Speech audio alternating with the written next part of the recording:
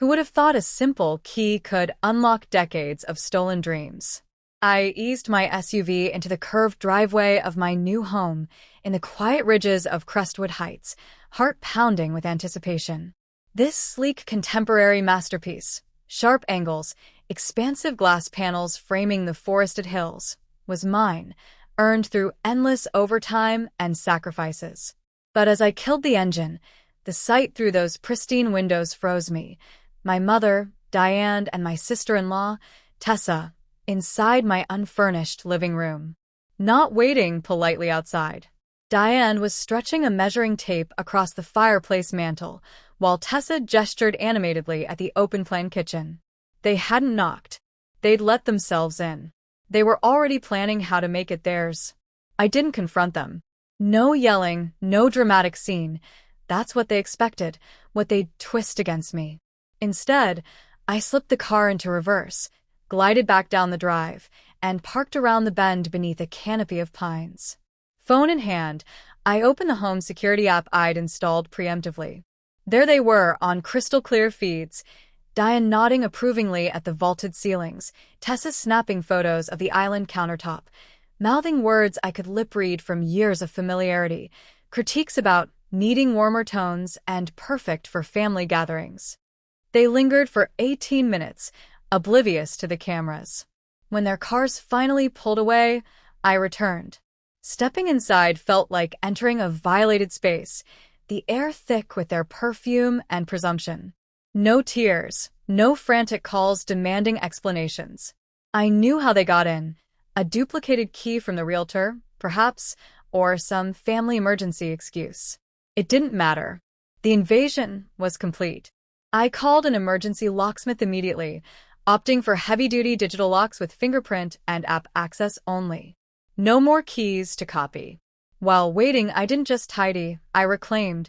I wiped down every surface they touched, vacuumed their footprints from the hardwood, opened windows to purge the scent. It wasn't cleaning, it was purification, banishing their invisible claim.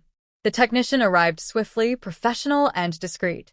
As he installed the reinforced hardware, the final click of the deadbolt echoed like a verdict.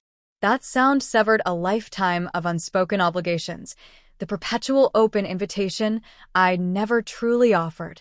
I sank onto the bare floor in the great room, my rescue whippet, Luna, pressing against me for comfort. The house was empty, no couch, no art yet, just moonlight pouring through the glass I'd financed with skip trips, side gigs, and frugal years. True ownership has a unique quiet, no echoes of others' expectations, no undercurrent of tension. Just pure, hard-won solitude. It felt like drawing breath after years underwater. People wonder why I kept this $750,000 purchase hidden, why I didn't announce my independence. They don't grasp the dynamics of the Whitaker family economy. Resources weren't personal. They were communal, redistributed to whoever cried loudest. Usually my brother, Ethan. Ethan was the dreamer, Mom's term for his endless string of flashy startups that spectacularly imploded.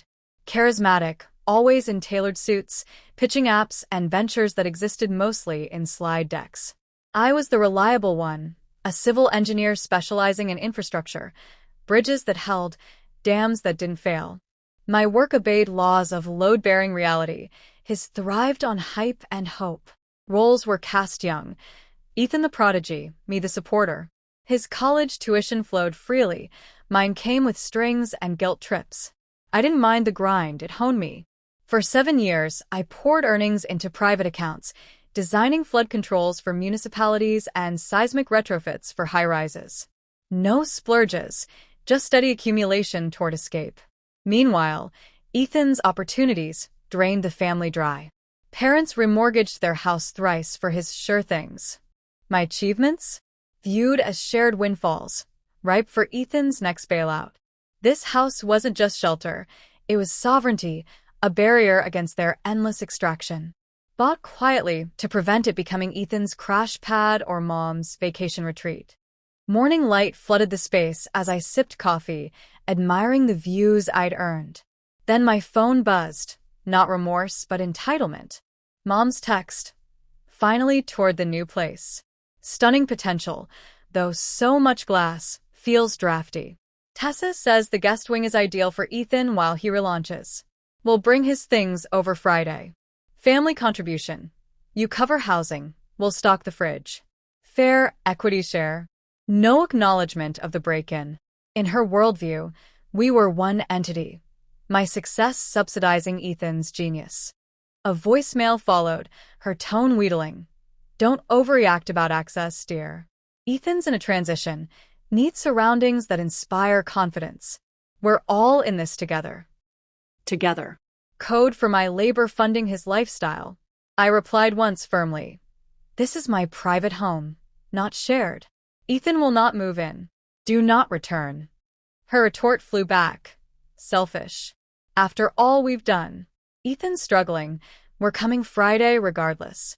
It's Whitaker property. They wouldn't relent. Boundaries were challenges to overcome. I shifted tactics. No more emotional texts their battlefield. I contacted a real estate attorney I'd collaborated with on permitting battles. Draft a no trespass order and cease and desist for harassment. Serve personally. As papers prepared, my sister Lana called from overseas, voice urgent.